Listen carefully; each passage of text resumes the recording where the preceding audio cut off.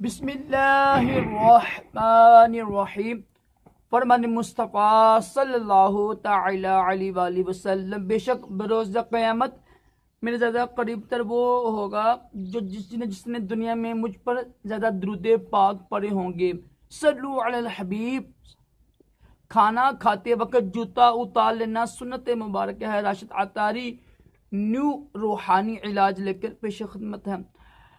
मैंने नाम चेंज कर दिया, अब न्यू रूहानी इलाज है। ठीक है, पहले रूहानी इलाज था, अब न्यू रूहानी इलाज है।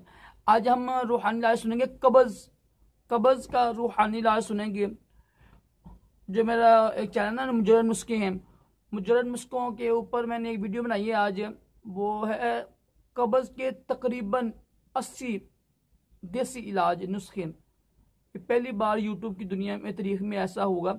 80 नुस्खे मैंने बताए हैं एक ही वीडियो में, और अल्हम्दुलिल्लाह सारे मुजर्रब हैं। तो जिनको कब्ज़ हो ना, देखिए कब्ज़ के लिए कुछ परहेज भी करें ना, बड़ी बड़ी चीज़ें खाना, यानी खड़े खड़े खाना, फिर बैठे रहना, ठीक है, वॉक ना करना, बहुत ज़्यादा इसकी वजूहत होती हैं। तो आपने करना क्या है, रूहानी इलाज किस तरह करना है, आपने ना सिर्फ 5 मिर्चें लेके ना, काली मिर्चें लेके उसको तोड़ के ना, यानी किसी चीज़ के साथ तोड़ लीजिएगा।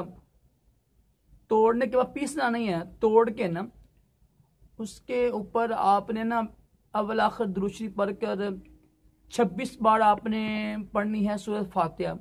26 बार सूरत फातिहा पढ़कर फूंक मारकर वो ऐसे ही खा के ऊपर से पानी पी लें,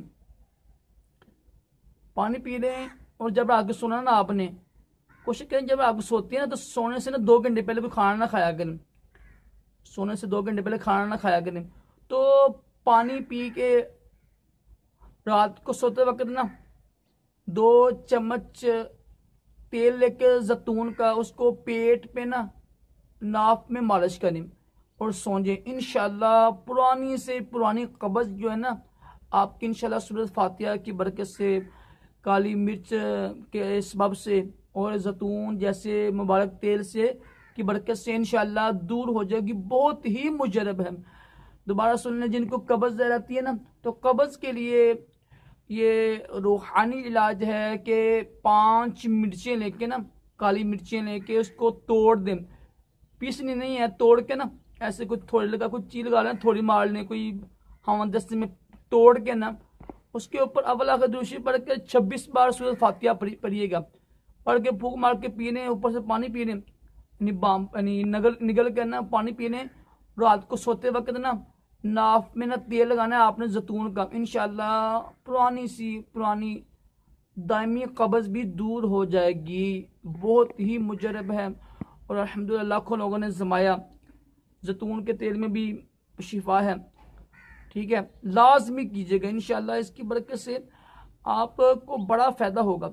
अल्लाह ताला हम सबको कब्ज़ जैसी बीमारियों, तमाम जिस्मानी रूहानी बीमारियों से महफूज रखे। दोनों जहानों की भलाइयाँ अता करे, तमाम जिस्मानी रूहानी बीमारियों से महफूज रखे। सल्लु अलल हबीब सल्लल्लाहु तआला अलैहि